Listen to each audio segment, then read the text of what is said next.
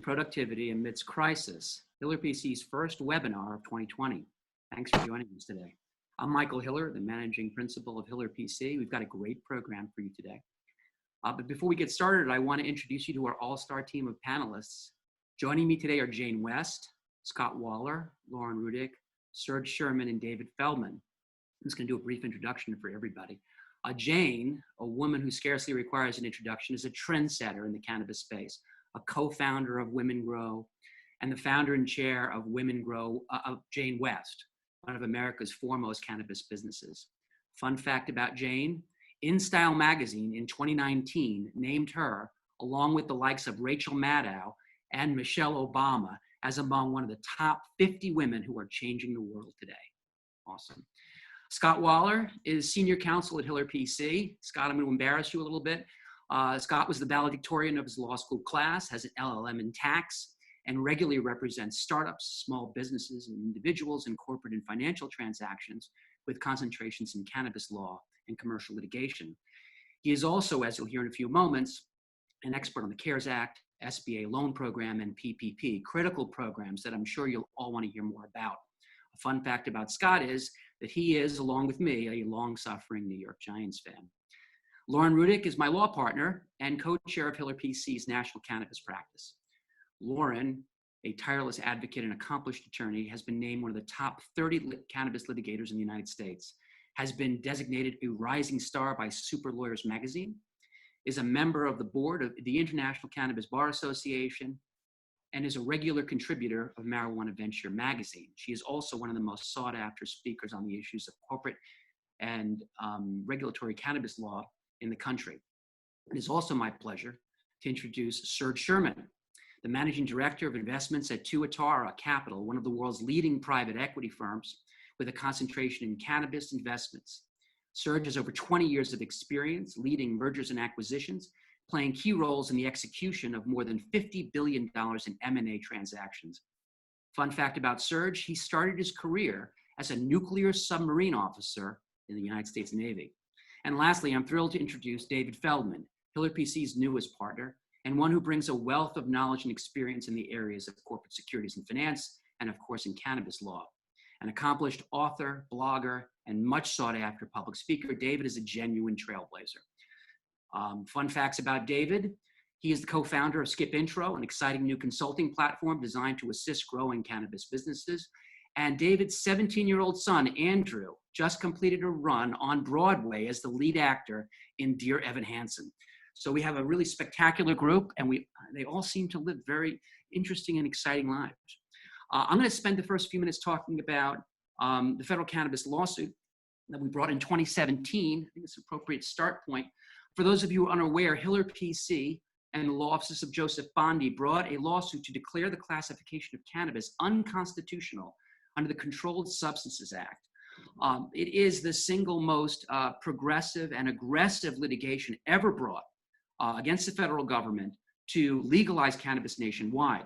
If we were to be successful, cannabis would be descheduled, leaving the issue of regulation to the states, an outcome that Donald Trump actually promised as a candidate in 2016 when he said he was going to do it when he became president, but he hasn't made good on it. So he's left us no choice but to sue, and that's what we've done. I'll briefly walk you through the claims in the case. As Americans, we are all guaranteed certain rights under our Constitution. Some of them, like freedom of speech, press, are well known, but some rights, which are equally important, aren't as discussed frequently as much, such as the right to travel, the right to protest, the right to obtain medical treatment, and the right to be free of laws which are completely irrational. And I'm going to begin with that last one.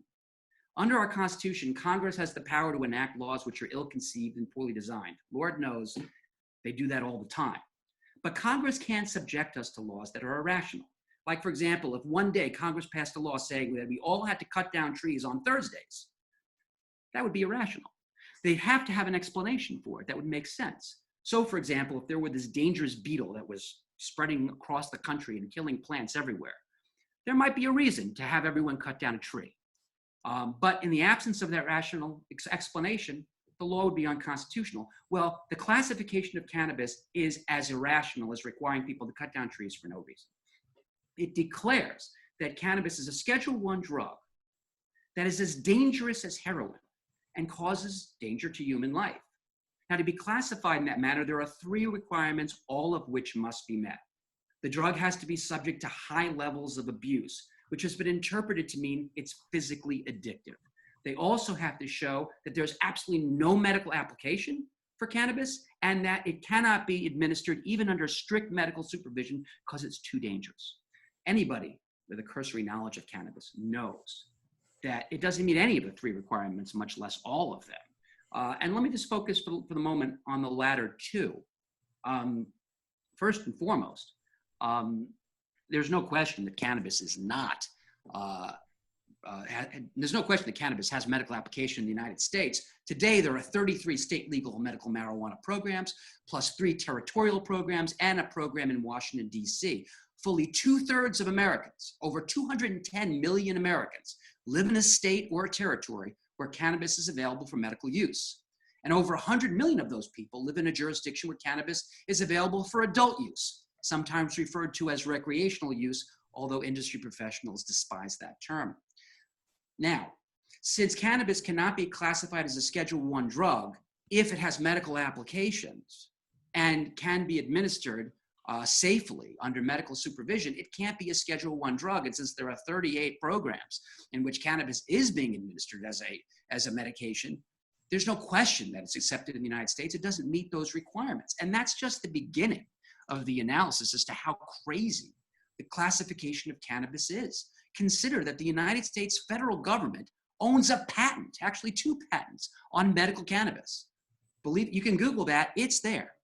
Medical cannabis the federal government has a patent on medical cannabis, attesting, by the way, to its medical efficacy and how well it treats certain diseases. And they've had this since 1999, have been licensing the federal government's medical cannabis all over the world. How can the government, on the one hand, say that there's absolutely no medical utility for cannabis and it cannot be administered safely, even under medical supervision, while at the same time having a federal cannabis patent that actually allows people to sell medical cannabis all over the world, just not in the United States? It doesn't make any sense. And to add to that, in 1976, the United States government added cannabis to the Investigational New Drug Program. Now, most people have never heard of that, but the Investigational New Drug Program allows certain drugs to be used in medications throughout the United States as a sort of experiment. But you can't be eligible for that if the drug itself is dangerous or it has no medical utility. Well, the United States government has been sponsoring the cultivation and distribution of cannabis all over the country to patients all over the country since 1976, up to 9 pounds of marijuana per year. How could the federal government legitimately and rationally argue that cannabis has no medical utility and is too unsafe to use, even under strict medical supervision, when the federal government has been distributing cannabis for almost 50 years to patients around the country? Again, that doesn't make sense. And this is just 2 examples of the dozens where the federal government's programs simply make no sense. So you may ask yourself, if it's so absurd, why are we doing it? Why is it that cannabis was made illegal in the first place, and why hasn't it changed? Well, according to 3 high-ranking members of the Nixon administration, and that's the presidential administration that was responsible for crafting the Controlled Substances Act and pushing it through Congress in 1970, cannabis was classified as a Schedule I drug not to save lives or to regulate drug trafficking. It was to oppress 2 groups, African Americans and hippies opposed to the Vietnam War. You see, Nixon viewed African Americans and war protesters as his enemies, but he couldn't arrest people for being black or for their political views. So he found what he thought was a common thread between 2 groups. They both smoked pot. So what he did was he criminalized it. He felt that he could demonize those groups, arrest their members, and put them in jail. Now, the Vietnam War is over, but the war on persons of color is not. Persons of color are still 4 times as likely to be incarcerated for cannabis-related offenses as white people, even though both groups use cannabis in equal proportions. So we filed a lawsuit arguing, among other things, that the classification of cannabis is unconstitutional because it's irrational. Now, this lawsuit means a lot to a lot of people. 3 of the plaintiffs in this lawsuit, Alexis Bortel, Jagger Cott, and Jose Bellin, need cannabis to live. Alexis suffers from something called intractable epilepsy, which means no medications have worked. She was suffering from multiple life-threatening seizures every day for almost 14 months. Since she's been on a regimen of medical cannabis, Alexis hasn't had a seizure in over 5 years. Jagger Cott was diagnosed with Lee's disease before he turned age 2. And the rule of thumb is that if you're diagnosed with Lee's disease before age 2, 95% of patients pass away before age 4. So a week before Jagger's 4th birthday, his parents brought him to hospice and were preparing for end-of-life treatment. He was in a lot of pain, so they gave him cannabis. Jagger is 9 now. He's living at home with his parents. Medical cannabis has saved his life. Officer Jose Bellin is a war hero. He suffers from post-traumatic stress disorder, however, and he was, like so many veterans, confronted with suicidal ideation. Amazingly, cannabis has saved his life. He is living a normal life. He has his own business. He is an advocate for cannabis legalization. It is a medical miracle. And these stories are America's stories. Millions of Americans need cannabis to live. It's as simple as that. And since people have a right to maintain their health and their lives under the Constitution, a law that criminalizes it, and right now cannabis is still illegal under federal law, is just unconstitutional. Right now, many of you are frustrated with your inability to go out and move about your neighborhoods or travel to other states. Well, Alexis Jagger and Officer Bellin live with that problem every day of their lives. They need their cannabis with them at all times, but because of that, they can't get on a plane, they can't get on a federal highway or a train. And in 2017, Alexis was invited by members of Congress to testify on the issue of cannabis and its legalization, but she couldn't go. Why? Because even though cannabis is legal in Washington, D.C., the federal Capitol building where she would be testifying is a federal building, and as such, she couldn't bring her cannabis with her. If she went to that building, she would have to leave her cannabis outside, and that would endanger her life. So she couldn't go. So we sued. We sued in 2017. Now, amazingly, during the course of the case, the district court judge acknowledged for the first time in American history that medical cannabis is in fact a thing, that cannabis has medical efficacy and that it is safe. It is, in fact, he actually said, is there any doubt, Mr. Hiller, that cannabis is saving your clients' lives? This was an iconic moment in the fight for legalization of cannabis. Now, unfortunately and remarkably, the court actually dismissed the case, reversed course. But on May 30th, 2019, the Second Circuit Court of Appeals reinstated the complaint, making it the first case in the history of the Controlled Substances Act to survive a motion to dismiss. However, the appeals court went on to say that we would be required to file a petition with the DEA, and the DEA would be directed to act on our application promptly. I'll mention this very quickly. The problem with doing that, and the reason why we could not do it, is that if we were to have filed an application with the DEA, the most the DEA could have done for us is reclassified cannabis from Schedule 1 to Schedule 2. And while that might sound better because Schedule 2 is a lower designation, any drug on Schedule 2 is required to go through FDA approval process and multiple drug phase trials. And that would mean that the minute that happened, cannabis would be, every cannabis business in the United States would immediately be illegal and out of business.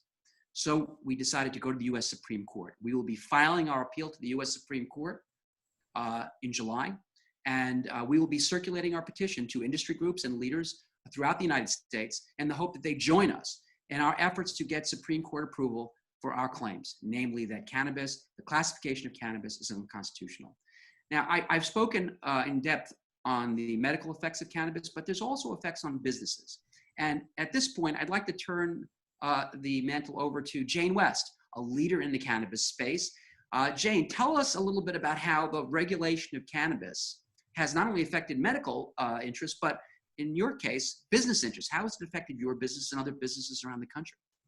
Yes, well, I started my businesses here in Denver, Colorado 6 years ago at the dawn of adult use recreational cannabis. And so I've really seen firsthand the boom that this has been able to give small businesses, the now billion in tax revenue that we've brought in over this time in the state of Colorado, regulating cannabis, and the small business revolution that it's resulted in this state. And now as we expand, we currently have operations in 10 states, And as we expand nationwide, to see how much people need access to this product, but also now as the industry matures, access to investing in cannabis, access to participating in the businesses that are booming behind these cannabis brands and cannabis companies. Like, that's what people are really starting to demand, whether or not they're daily consumers like myself, or whether they're just individuals who want to be part of and have access to the industry, whether it's investment or business wise. There's so much demand behind the industry. Wow. And the regulation of cannabis at the federal level obviously is a problem. But fortunately, since 2014, as those on the call know, since 2014, the federal government has actually passed appropriations riders that actually prevent the federal government from some federally funding the DEA or the Justice Department from enforcing the Controlled Substance Act in states like yours in Colorado and others where cannabis is legal. So it does allow you to operate your business within Colorado. But what Right. kind of impact would you think it would have if cannabis were actually could be distributed not only in Colorado, but to places outside Colorado? How would that affect your business, and what impact do you think that would have on state revenues? Well, it's really the last big domino to fall, because we are being hindered by federal banking registrations and regulations. And additionally, the brands and businesses that are growing, they start to, no massive global brand is only located in one state. And so as each of these companies looks to grow, they need to look to other states, and being, siloed into the regulations and rules within one state as you try to build your business is really extremely limiting. And many of these cannabis businesses, since they can't even write off, their cost of goods sold and other limitations that are being imposed on them by the federal government due to tax law, those are the things that, that's the margin, that's the money, those are the profits and revenues that they need right now as startups to really grow. And so the federal legalization of cannabis is critical for both small businesses, large businesses, and customers, and like the clients that your case is fighting for. Yes, they are limited. They can't legally leave their state, just like many of us can't leave our homes right now. And it's time, after 6 years, I think one of the most important things that people that are fighting against legalization of cannabis need to take a look at is some of the public health data that have come out of states that legalized 6 years ago, like Colorado. Our roads are just as safe. Teen use of overall illicit drugs is down. We have acquired over $1 billion in tax revenue. And there's as many people that live in the entire state of Colorado that live in just New York City. So imagine if we can extrapolate those types of earnings coming into the state governments, and the kind of difference that could make, especially right now when state coffers are low and we are looking for a new way to revitalize small businesses and bring in tax dollars into our economy. Well, you raised two issues that I want to ask you about. First, you mentioned 280E. Yes. The tax regulation, and I'm using the term 280E. So for those who are unaware, ordinarily in business, if you have a business and you have $1 million in revenue and you have $900,000 in expenses, your profit is $100,000, and the federal government can only tax you on the $100,000. But if you're a cannabis business, you're not taxed on the bottom line, that $100,000. You're taxed on the revenue line, the top line, $1 million.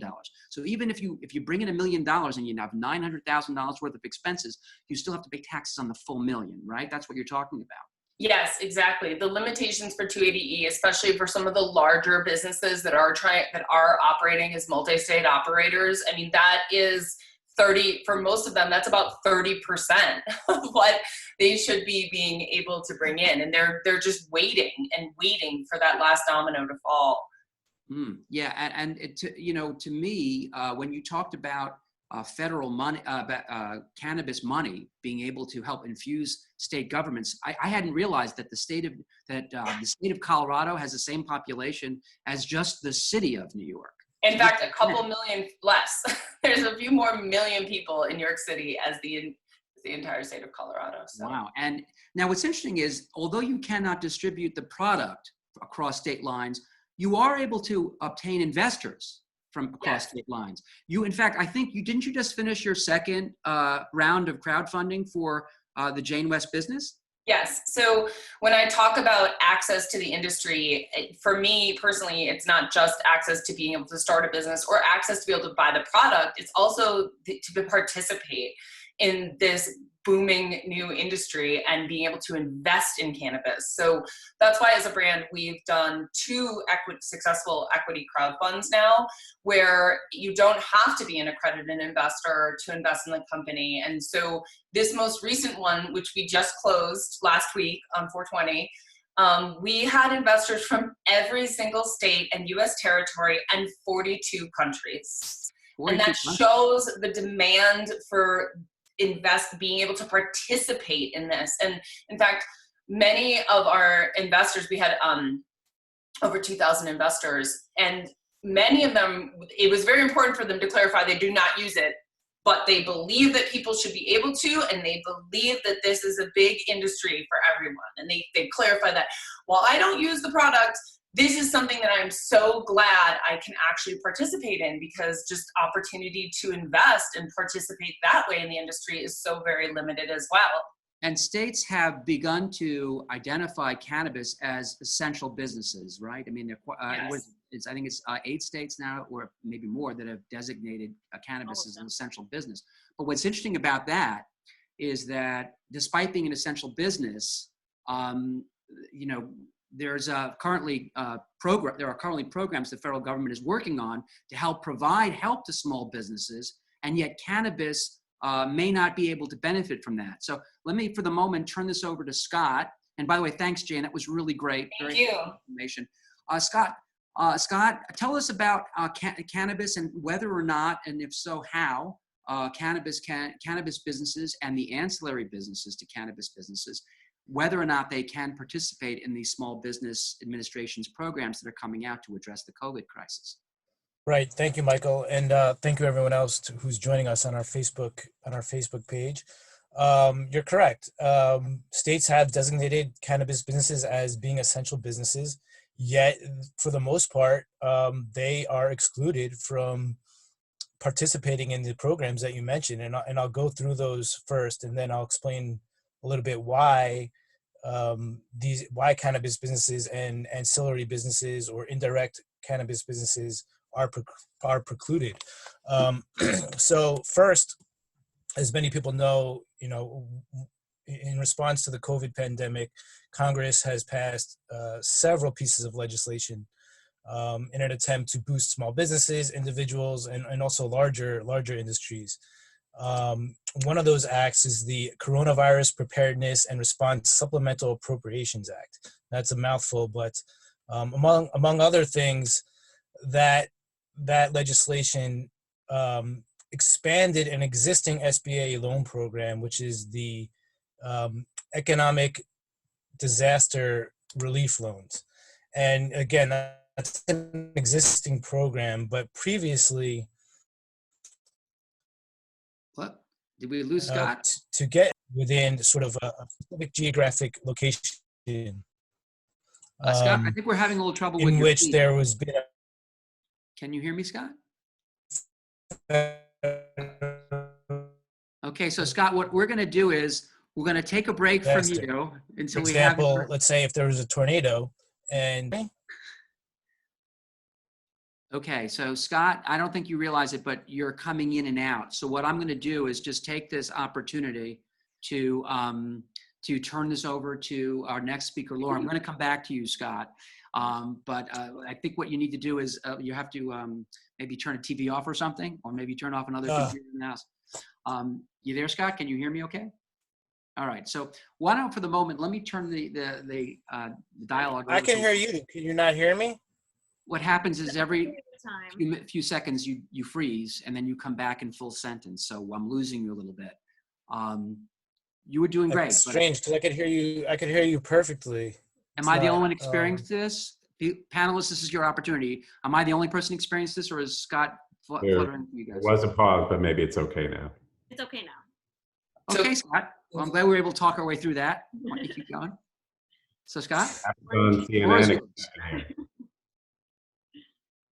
Scott, the Yeah, floor I'm is here. yours. The floor is yours. I have. Okay, sorry about that. I don't know what's going on. It looks like I have full connectivity, but so I'm sorry. So what I was saying is, so the SBA Disaster Relief Program is an existing program. Previously, it was available to businesses located within a specific geographic region in which there had been a disaster, usually like a natural disaster, a hurricane, tornado. And what this act of Congress did was they sort of expanded that program to any small business throughout the country, essentially saying that COVID-19 was a disaster of national proportions. So it made that available to everyone, and it also provided additional funding for that program. But the real game changer, I guess, for small businesses was what's known as the CARES Act, and the CARES Act established the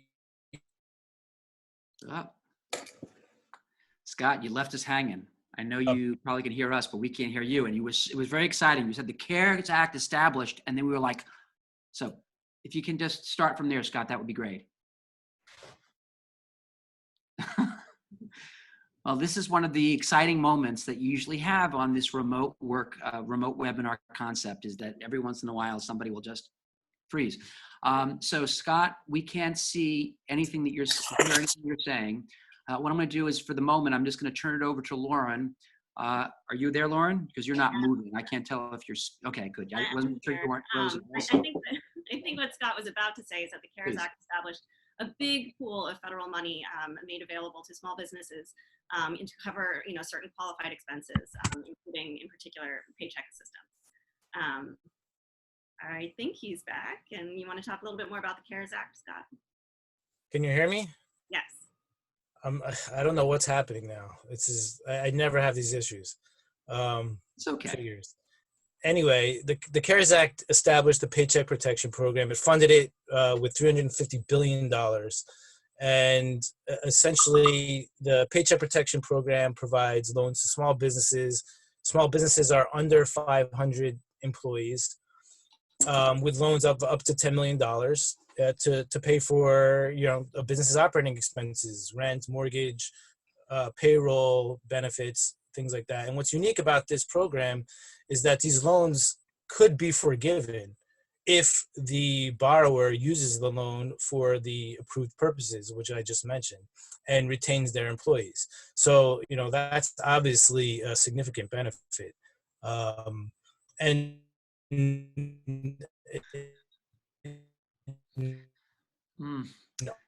already the interest is small businesses, adding that sweetener that they could be forgiven used for a specific purpose. Now, I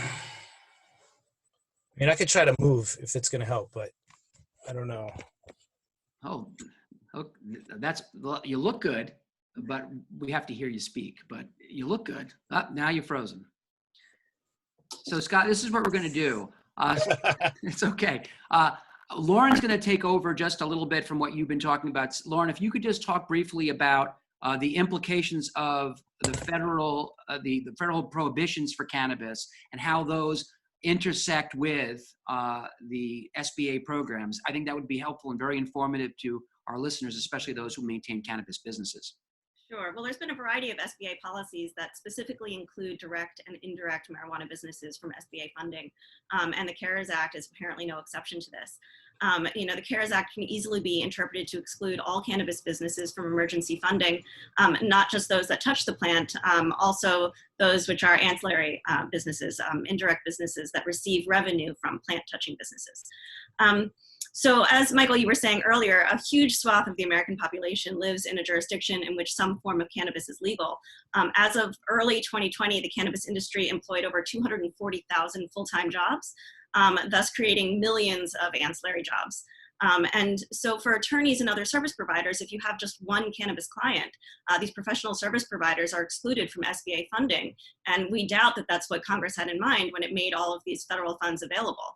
In fact, when you think about the implications of excluding these indirect cannabis businesses, and you think about how large the cannabis industry is, you're really excluding a very large percentage of small businesses altogether, which again just undermines the intent of this regulation. So last month, the International Cannabis Bar Association, which is an international organization consisting of over 700 attorneys, sent a letter to congressional leaders, both Democrats and Republicans, seeking clarification that professional service providers, such as lawyers, who service cannabis clients can access the federal funding. They directed the Small Business Administration to remove barriers for indirect marijuana businesses to avail themselves of emergency relief. And that's all indirect cannabis businesses. And they wanted to include an amendment in subsequent tranches of funding to allow otherwise lawful businesses who receive revenue from plant-touching businesses to participate in the program.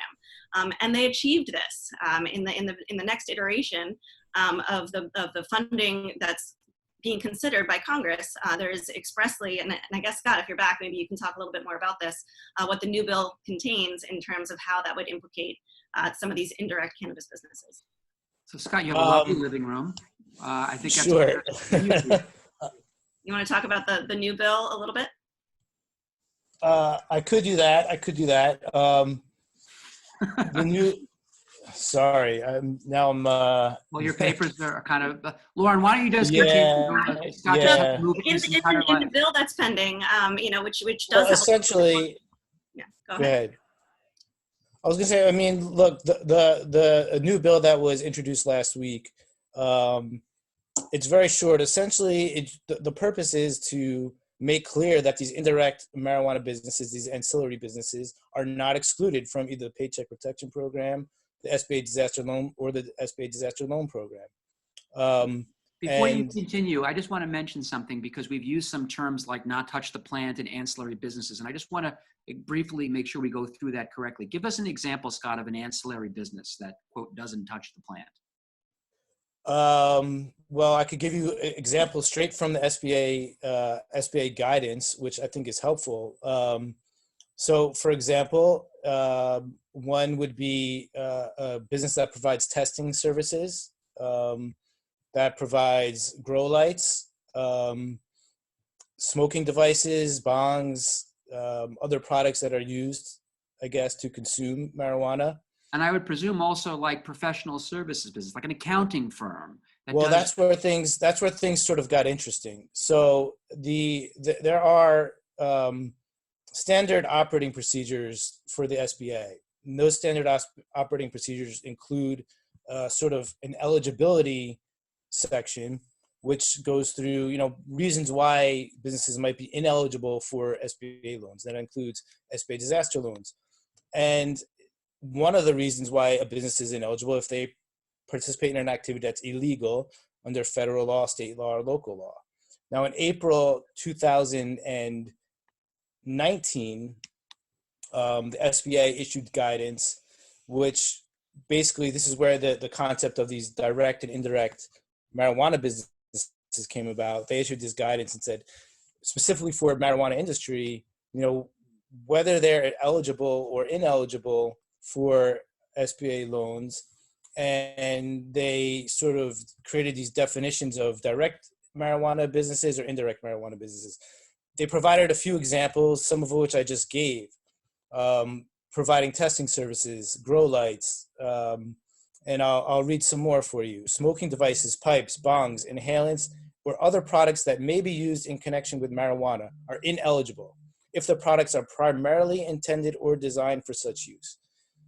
Now, those guidelines eventually were incorporated into the SBA's standard operating procedures.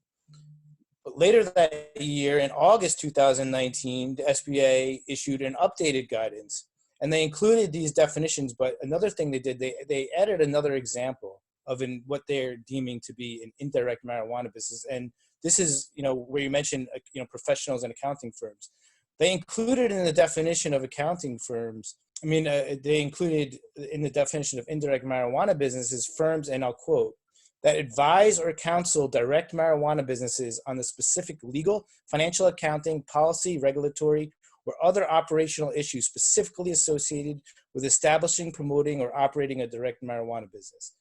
Now, that's very, very broad, and that could encompass many, many businesses, including our law firm, including many, many law firms. Well, theoretically,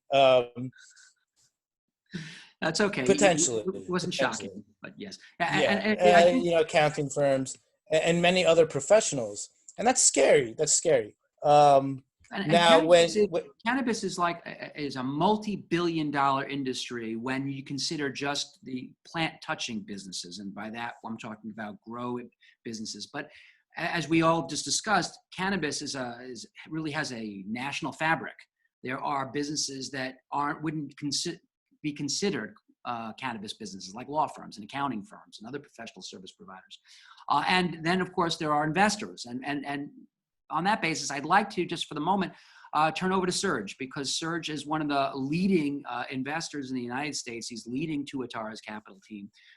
And I'm really interested to hear about the extent to which where the industry was before the COVID crisis, where it is now, and where you see it going vis-a-vis not just the federal regulatory environment, but also how it is that we're going to get through the COVID crisis when so many businesses are deprived of the revenue they need, especially cannabis businesses, which are not eligible for the loan program.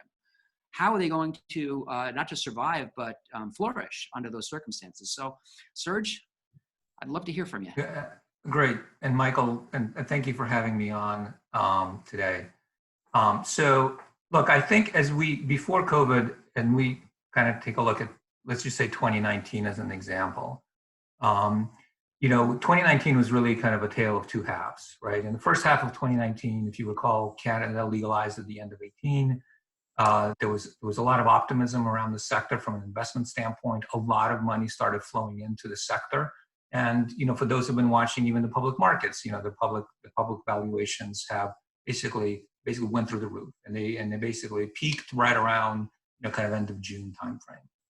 And then you take a look at the second half of 2019, and it's been basically the massive decline from kind of its peaks levels, both in the U.S. markets and certainly in the Canadian markets. And in part, that was because companies needed to perform. And when companies issued guidance and they couldn't hit those numbers, some by a significant percentage, that obviously impacted their valuations and everything started declining. And to some extent, that's on the public company side. On the private company side, it kind of followed that a little bit. And where the industry is today, from that standpoint, is really, even before COVID, the industry was in a liquidity crunch, in the second half of 2019, and certainly that's where it is today. And that's basically companies have been burning cash faster than they can be replaced. A lot of companies do not have access to the capital markets. Most companies don't have access to capital markets, and there was very few sources of private capital that's available. So, as an example, so Tuatara, we're obviously an investor in the sector, and that's all we do.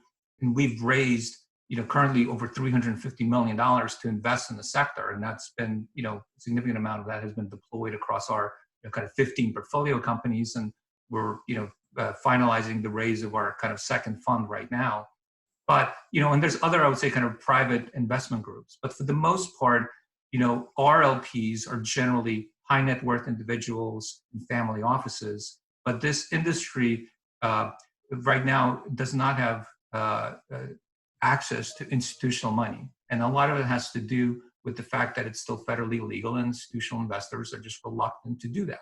And frankly, they view that as, too much liability. I think everyone buys into the long-term potential of this industry. I don't think there's a question around that. The question is, investors are sitting on the sidelines because of the federal illegality. And because of that, the companies operating in this sector are facing really a cash crunch. So as we, and I'll give you some numbers. So in 2018, the industry raised about $12 billion. Some of that came from, the marquee transactions you've seen. Constellation Brands made a huge investment. Altria made a huge investment. In 2019, that was roughly cut, by a little bit less than a half. That was around $7 billion. And when you take a look at Q1 2020, it's about $1 billion.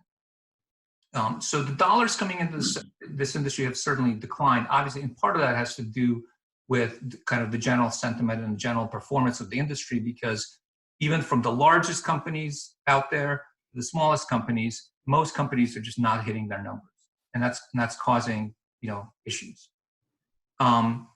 So that was the background before even COVID.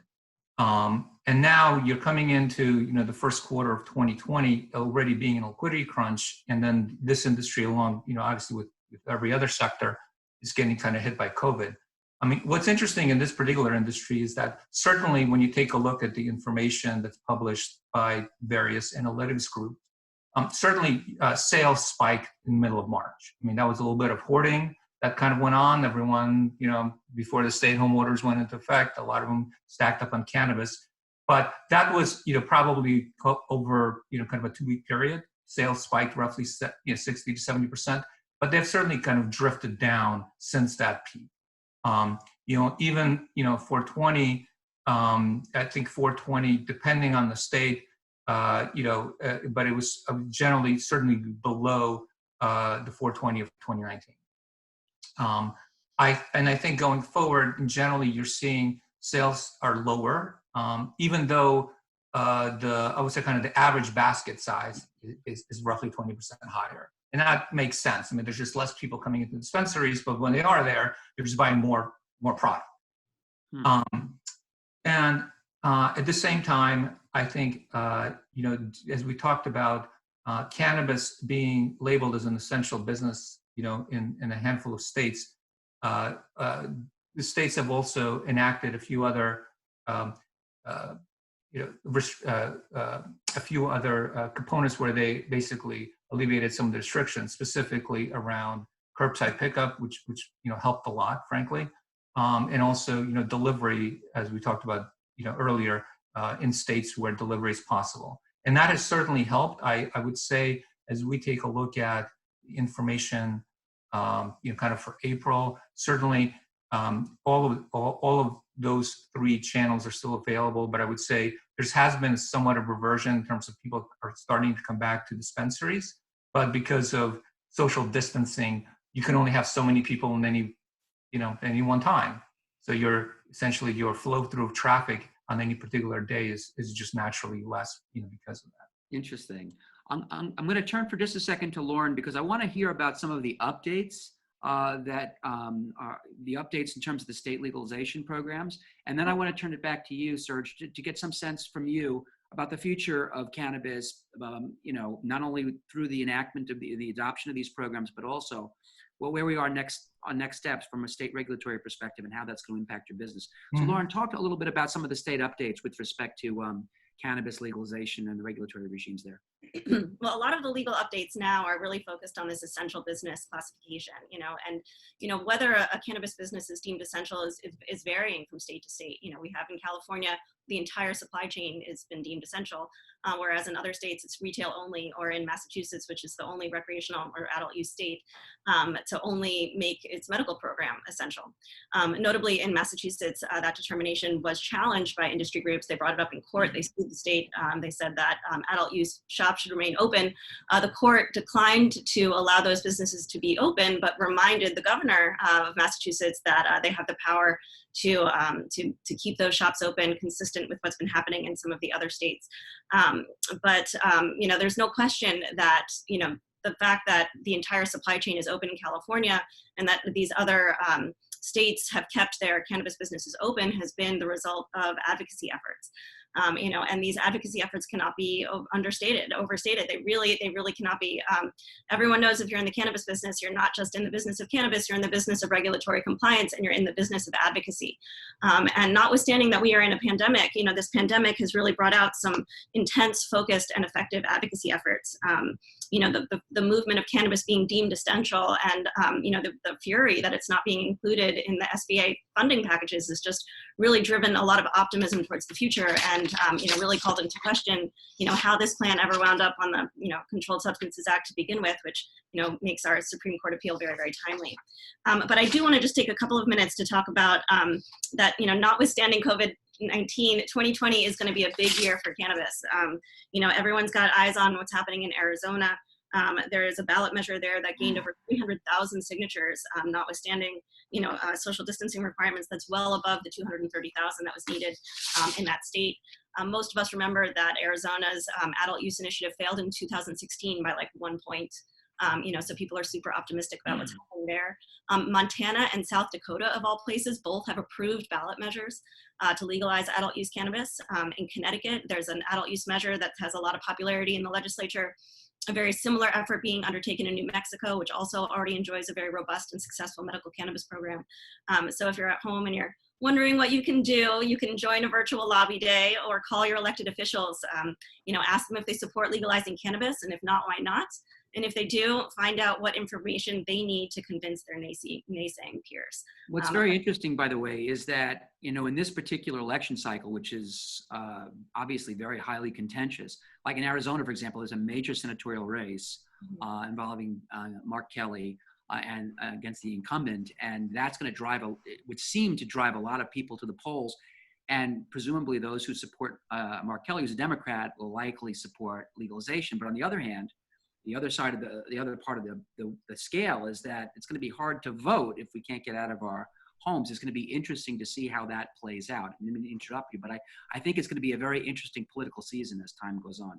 Anyway, Lauren, let's keep our eye on the ball. Yeah. Absolutely, absolutely. And Serge, what do you? I mean, how do you, when you think about some of the programs that the initiatives that Lauren just talked about? To what extent, for example, if you saw legalization for an adult use program in Arizona, how would that impact Tuatara's business and businesses generally around cannabis businesses around the country? Well, it will certainly help, and I would say specifically Arizona, we're actually very bullish. We actually have an investment in a company in Arizona, a vertically integrated company that the investment we made in the middle of 2019. And I think in general, as you create, kind of additional demand, that is going to be helpful kind of across the board, irrespective of what state you're in. But I also think that it's also the operations of individual companies is something where companies really are focusing right now, specifically around liquidity management, cash conservation, managing of working capital, all of those nuts and bolts that are really required to run a business properly. And frankly, and sometimes, in a high growth industry like cannabis or, technology or some of those other industries, when you're growing very quickly, you're managing growth, but you're not necessarily managing operations. And I think what companies, and certainly that's the guidance we've given to all of our portfolio companies, is focus on liquidity preservation, focus on cash management, because at the end of the day, you have to survive. And again, it's management of the long-term potential of the industry, where there's no disagreement around that. But you gotta make it to the finish line. Because if you can't make it to the finish line, it's irrelevant. Your company's not going to make it. And the easiest way for a company not to make it is you're going to run out of money. Speaking of money and capital, I mean, I think that seems to me like a really good point to transition for the moment to David, who is our finance guru here. Tell me, David, what do you think in terms of the future of cannabis? Where do you see the availability of capital going? And to what extent do you see some of the new developments in cannabis that Lauren was talking about in some way opening up cash flow to support businesses so that they could meet some of the requirements that Serge was talking about? Thanks, Michael. Very glad to be here. When you talk about where capital markets are today in cannabis, I think of the great Cheech and Chong movie Up in Smoke, where there's that great scene where they're in the van and their van is full of smoke.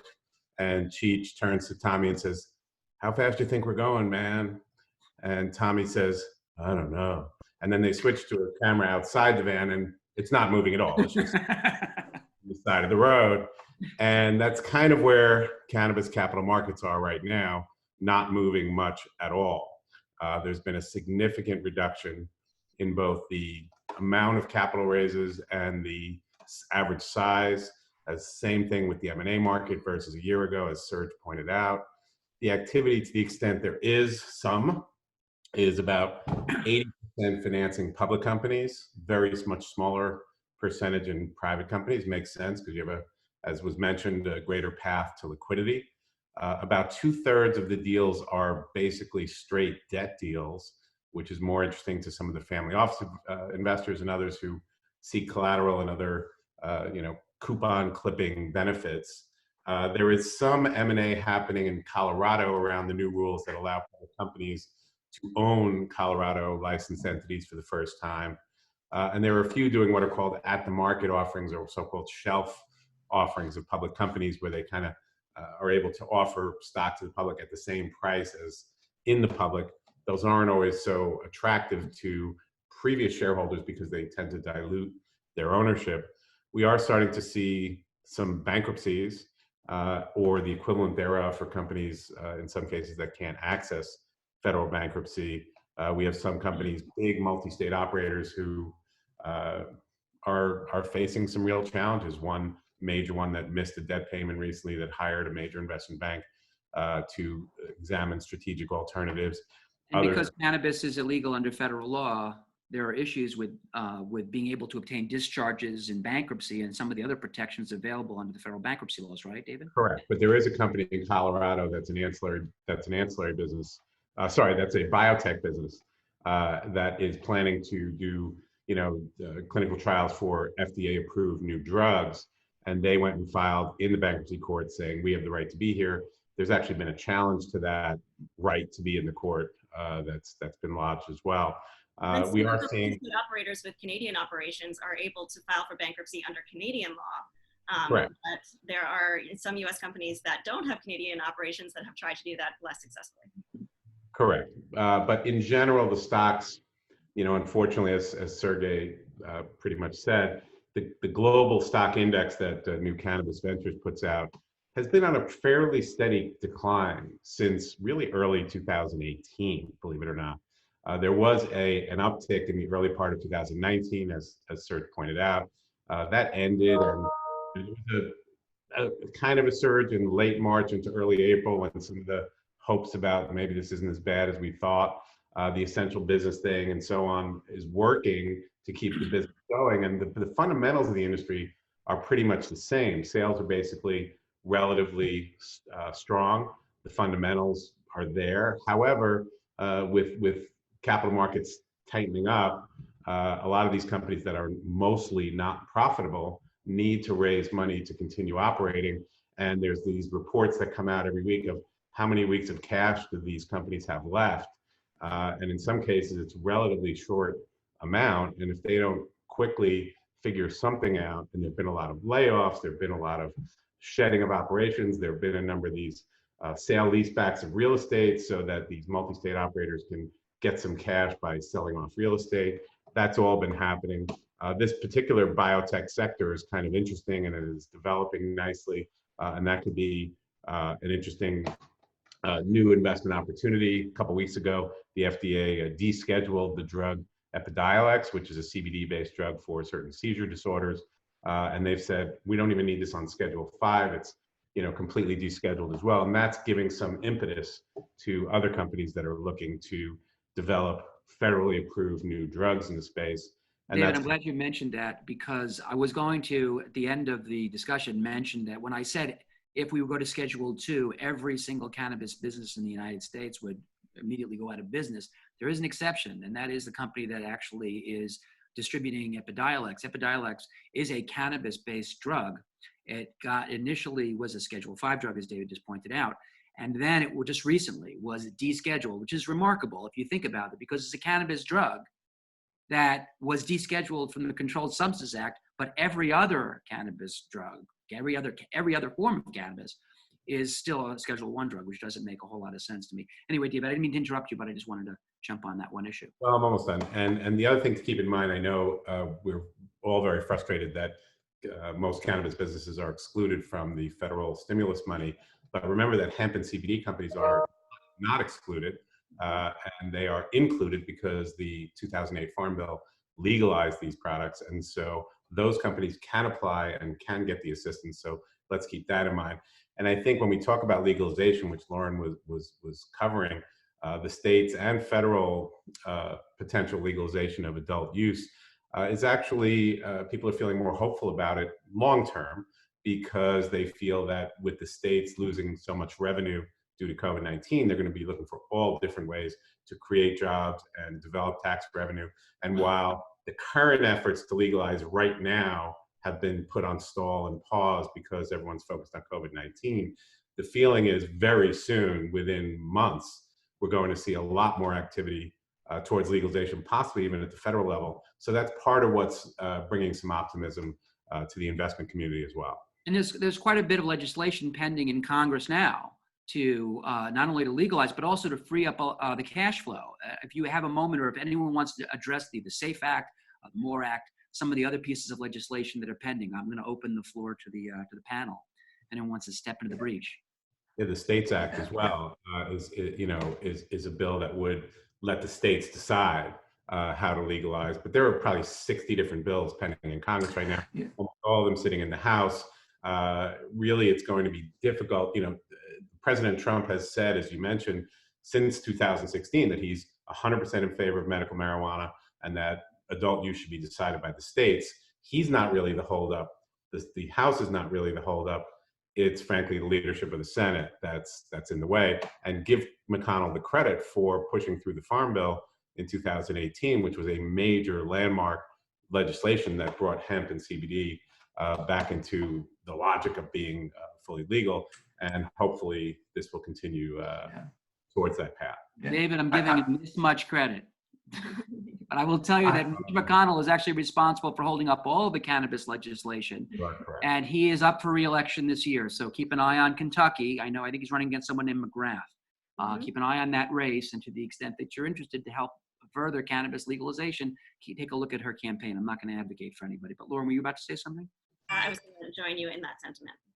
Okay. Michael, my only comment is just around some of the legislation is that, if we just put legalization to the side for a minute, because my personal view is that these things always take longer and cost more than anticipated.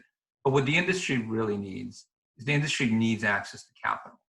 And whether that is through modification of the SAFE Act or any other kind of act, but the industry needs the opportunity for institutional investors to invest in the sector, for companies that are ready to be public companies to potentially list on U.S. exchanges and not on these kind of pink sheet exchanges.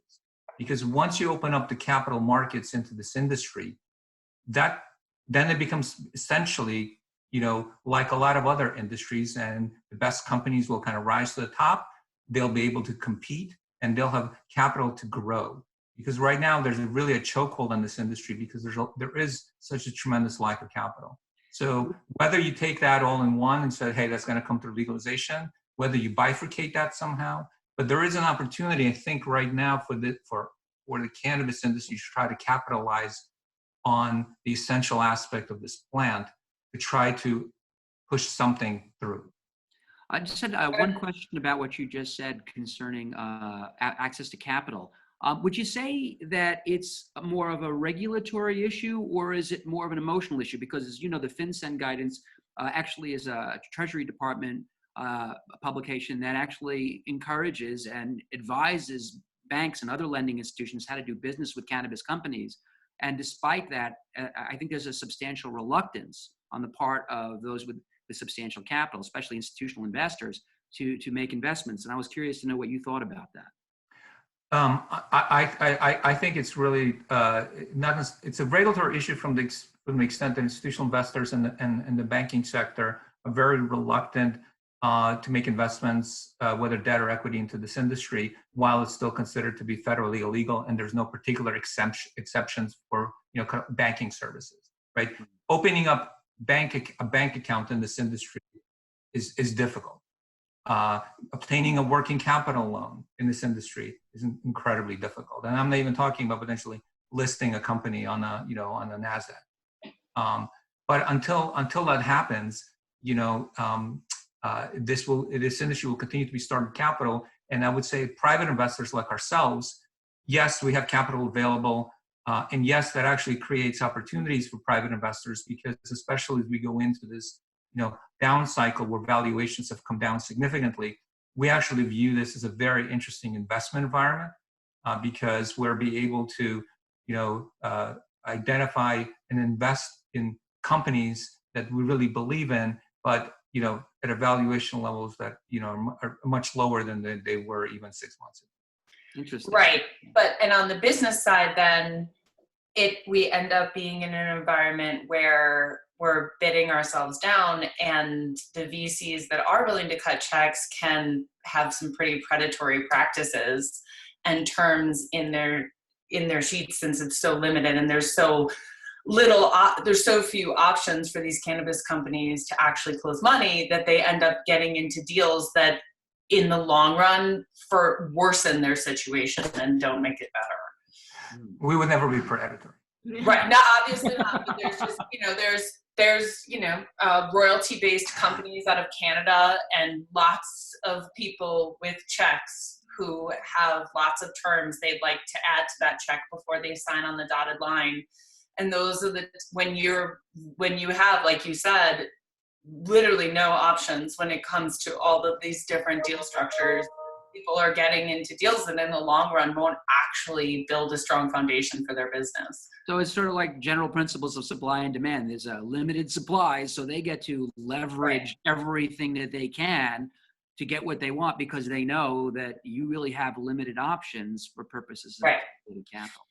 Also, there's just so many investors, family offices, VCs, they have such a language around investing in tech companies and in other sectors that are very different than the cash crop that we are looking to plant as licensed regulated businesses and turn into a product that we then sell. It's a very different structure, running basically like an agricultural commodity business with retail storefronts that have varied, there's also not business models to look at on a state-by-state basis where you can just replicate success stories, because the very patchwork of regulation on a state-by-state basis limit you to do things that were successful in one state in another state. So the challenges are just really overwhelming, and to not have access to what I would call supported additive capital is one of the biggest challenges, because the people that want to write, I would say that the majority, over 50% of the people that are willing to write significant checks out right there right now, know that they're in a position of power and they're going to use that before they sign on the dotted line. I think to that, Jane, that you're absolutely right. There's a real challenge, and we've had to advise a lot of our clients that just because somebody's willing to write a check, that doesn't mean that they're going to be the right partner, the right investor for you long term, and you could find that you're better off looking at other alternatives. The other thing to keep in mind is that NASDAQ and the New York Stock Exchange have begun to relax their requirements about who will be let on. They're letting some of these non-plant touching companies come on, and we, to the extent we've seen quasi-institutional money come in slowly, some of the more pre-established VC funds that were not set up for cannabis are beginning to come in, but mostly, as you say, in the ancillary businesses where they're a little concerned about touching the plant, and they're coming into the software companies, to the real estate companies, and so on, and entering that way. And the hope is that they will begin to get more comfortable and realize these are great opportunities. But there are clearing firms such as Pershing that clear trades in the stocks of these companies that are still refusing to clear the trades of US cannabis companies, and that's a major problem that's going to need to be overcome very soon. One of the things, and in addition to that, in that category is also escrow agents and ultimately insurance and indemnification liability. Like, that seems to be the end of the road in so many of these negotiations, where there's no one to talk to try to fix the problem. You're at the end of the road. Well, I think one of the ways that we can really spearhead legalization nationwide is to make advances in New York. New York is the 8th largest economy in the world, not in the United States, but in the entire world. California is the 5th or 6th, it goes back and forth, largest economy in the world. And California has an adult use program. If New York were to be added to that stable of adult use programs, we're talking about a significant economic behemoth in cannabis. And so I'm opening the question to the floor here. Who has any insights as to what we can expect on New York State legalization? I know we missed a window in April for a variety of reasons, but we still have June. Does anybody have any thoughts about what's going to happen in New York in 2020? A few thoughts, David. I mean, we have a huge deficit, so notwithstanding that it didn't happen in the budget, it was very difficult for, our lawmakers to focus on anything else other than the COVID crisis. But, we still are in debt and we still have a lot of money, and the tax revenue is very enticing. The job creation is very enticing. So there is talk about, running it through the legislature. New York does have a lot of issues to resolve with respect to social equity. This bill has to be rooted in social justice reform or it's not going to work. So those are issues that the state has to handle appropriately. And I think that I'm very optimistic that they will and that they can, and that we're going to legalize this year. If not, then this early summer, then maybe be a special session later this year. But, I can't hold my breath, sadly. David, what do you think?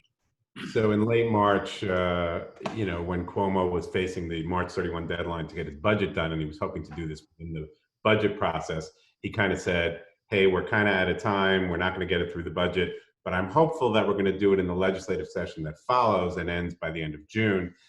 More recently, he's kind of said, well, they're working remotely. I think the session is effectively over, but there was a recent quote from the Senate Majority Leader, or Assembly Majority Leader, who basically said, I still want to get this done. I want to do it by the end of June. I don't think there are major impediments to getting it done. We've got a Democrat governor and a Democrat-controlled legislature that couldn't get it done last year because they couldn't agree on a lot of issues, mostly about where to put the money once it comes in. That was a big political issue, and Cuomo didn't really want to push to get legalized. I don't think he was that serious about it until this year, when he said he really is serious. He gathered the governors from 5 surrounding states to try to harmonize the efforts. He was going to go on a tour of states that have legalized. That had to be put off because of COVID. I'm a little less optimistic than Lauren in terms of it getting done this year. I'm hopeful that it gets done this year. I'm very optimistic that it'll get done by next year. I just want to be, as we close up, because we're running over our time, but I think this is an important thing that Lauren mentioned concerning social equity and social justice. One of the aspects of our lawsuit against the federal government talks about the social justice and racial inequities associated with the prosecution and incarceration of persons of color. 2 of our plaintiffs have been instrumental in leading that fight against the inequities associated with the cannabis prohibitions. One of them is the Cannabis Cultural Association, which has been fighting not only for social equity and economic equity in the cannabis space, but also to help expunge the criminal records of people who have been unjustly imprisoned as a result of the war, not on drugs, but the war on persons of color. And I commend the Cannabis Cultural Association for their efforts in that regard. And that's one of the reasons why we did have an equal protection 14th Amendment claim run through the 5th Amendment against the federal government, which we continue to maintain. And the other individual— Both allowed for the release of nonviolent drug offenders. Absolutely. And that's something should happen. That's something should happen right now. The other individual I wanted to mention was Marvin Washington. He's a Super Bowl winning champion, a wonderful guy. Marvin is in the cannabis space as an entrepreneur, but he's ineligible for the Minority Business Enterprise Program because although there is a state medical program here in New York, it's still federally illegal, and the Minority Business Enterprise Program is administered through the federal government. So I commend those people who really are on the front lines on the social justice and economic equity part of the spectrum when it comes to cannabis legalization. And I think that should be something we can talk about in upcoming webinars. We are going to be addressing some of the issues that were touched upon today in future webinars, including, for example, Jane's comment about the indemnification and insurance issues, which is, may not sound all that sexy, but it really is one of the critical issues in the cannabis space. Just try to imagine running a business without the ability to obtain insurance or being subjected to these horrendous indemnification provisions from these large institutional investors and corporations, which really can lay the hammer down on you. There's a lot of ways we can improve the space, but I think one of the things that we're doing right now, which is mixing business with advocacy, because they really are intertwined, is a critical part of advancing in the space. I really want to thank the 6 of you for joining us today. Of course, the 3 members of our firm, David, Lauren, and Scott. And Serge and Jane, thanks so much for being a part of this. It's wonderful to see you both. And I really do appreciate everything you guys are doing in the space. We're going to continue these dialogues as we move forward. And for those of you who have been watching, if you have questions, feel free to follow up on Facebook. We'll be glad to respond. Hiller PC is a national cannabis law firm. It's what we do. We believe in it. The lawsuit we brought is pro bono because we believe in how important it is to fight for legalization, to free those who are unjustly imprisoned, and of course, to free up the businesses so that we can really re-stimulate our economy. Anyway, thank you all very much. You guys are awesome, and we'll see you Great, soon. thank you. Take care, Take guys. care. Thank you. Bye. Bye. Bye.